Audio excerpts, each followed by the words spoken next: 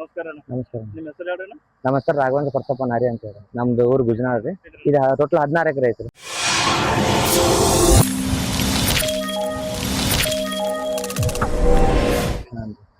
ಈ ಸರಿಗೆ ನೀವು ಕಬ್ಬು ಕಟ್ಟೋ ಮಷಿನ್ ತೊಗೊಂಬಂದಿರಲ್ಲ ಕಟ್ ಮಾಡಕ. ಇದಕ್ಕಿಂತ ಮೊದಲ ಹಾಂ. ನೀವು ಫ್ಯಾಕ್ಟ್ರಿ ಮುಖಾಂತರ ಗ್ಯಾಂಗ್ ಮುಖಾಂತರ ಕಬ್ಬು ಕಟ್ ಮಾಡ್ತೀರಿ. ಗ್ಯಾಂಗ್ ಮುಖಾಂತರ ಕಬ್ಬು ಕಟ್ ಮಾಡೋದ ಆನಂತರ ಈ ಮಷಿನ್ ಮಾಡೋದ್ರಿಂದ ವ್ಯತ್ಯಾಸ ಏನಾಕೈತ್ರಿ?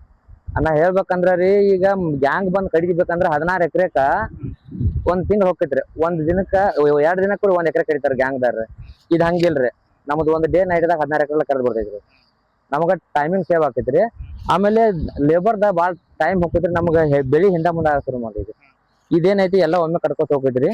ಆಮೇಲೆ ಇದೇನೈತ್ರಲ್ಲ ರೌಂಡ್ ರೀ, ಇದೆಲ್ಲ ಪುಡಿಯಾಗಿ ಬೀಳ್ತೈತ್ರಿ ನಮಗೆ.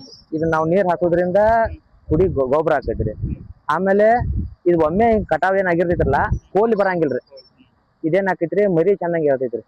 ಮರಿ ಚೆನ್ನಾಗಿ ಅದ, ಒಮ್ಮೆ ಚೆನ್ನಾಗಿ ಹಾಕೈತ್ರಿ. ನಾವು ಅದನ್ನ ಗಳೆ ಮಾಡ್ಕೊಂಡ ಬೆಳಿ ಪಟಾಕ್ತಿದ್ರಿ ನಮ್ಗೆ.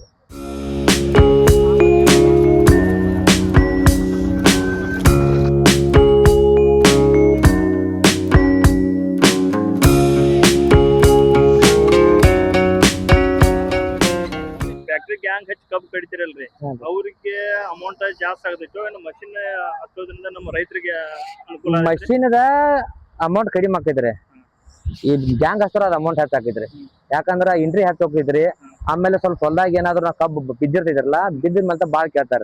ಇದು ಮಷಿನ್ ಏನ್ ಮಾಡತೈತಿ, ತುಂಬ್ಕೊಂಡೆಲ್ಲ ಒಮ್ಮೆ ಹೋಗಿ ಬಿಡ್ತೈತ್ರಿ. ನಮ್ಗೆ ಟೆನ್ಷನ್ ಇರಂಗಿಲ್ಲ, ರೈತರಿಗೆ ಟೆನ್ಷನ್ ಇಲ್ರಿ. ಇದು 4 ಕೂಡಿನ ಸಾಲಿನ ಇರೈತ್ರಲ್ಲ, ರೈತ ಒಂದ್ ತಿಂಗಳ ಗಂಟ್ಲೆ ನಾಶ ಆಗೋದ ಭಾಳ ಕೆಟ್ಟ ಹಾಕಿದ್ರಿ. ಅದ ಇದೇನ್ ಹಾಕಿದ್ರಿ, ಒಂದ್ ದಿನದಾಗ ನಾವು ಎಲ್ಲಾ ಮುಗಿಸ್ಕೊಂಡ್ರಿ.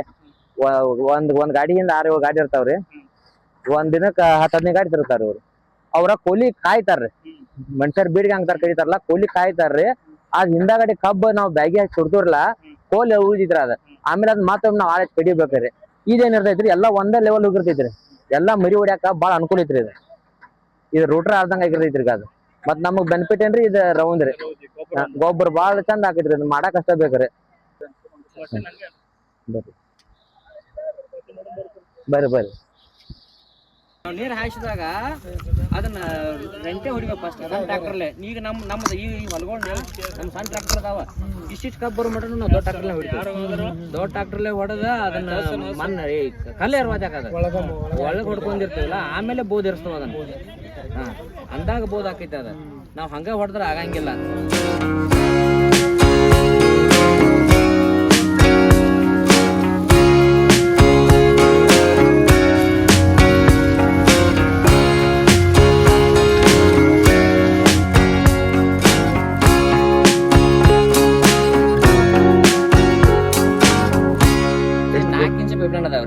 ಹೊಳಿಗೆ 10 HP 2 ಮೋಟರ್ ರೀ. ಬೋರ 7.5 ಇಂಚ್ 7 HP 2 ಬೋರ್ ರೀ.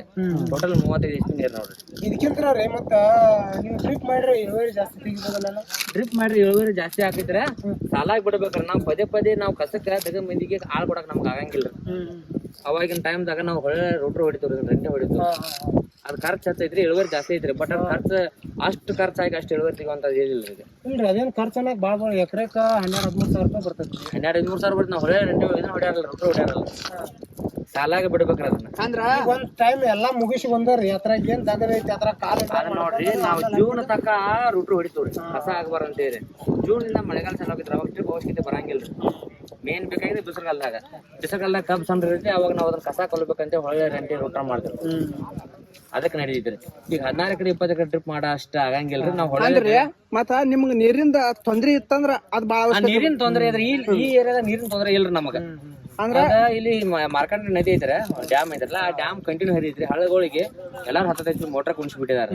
ನೀರಿನ ಸತತವಾಗಿ ಬೇಕಾದಟ್ಟ ನೀರ್ ಹಾಕ್ತಾರ ನಾವು. ಅದೇನ ಮತ್ತೊಂದ್ ಇನ್ನೊಂದ್ ನೀರ್ ಐತೆ ಅಂತ ಬಾಳ ನೀರ್ ಸರಿ ಬಿಡ್ ಕಬ್ಬು ಇಳುವರಿ ಆಗಂಗಿಲ್ರಿ. ಅದಕ್ಕೆ ಬಿಸಿಲು ಅಷ್ಟೇ ಬೇಕ್ರಿ.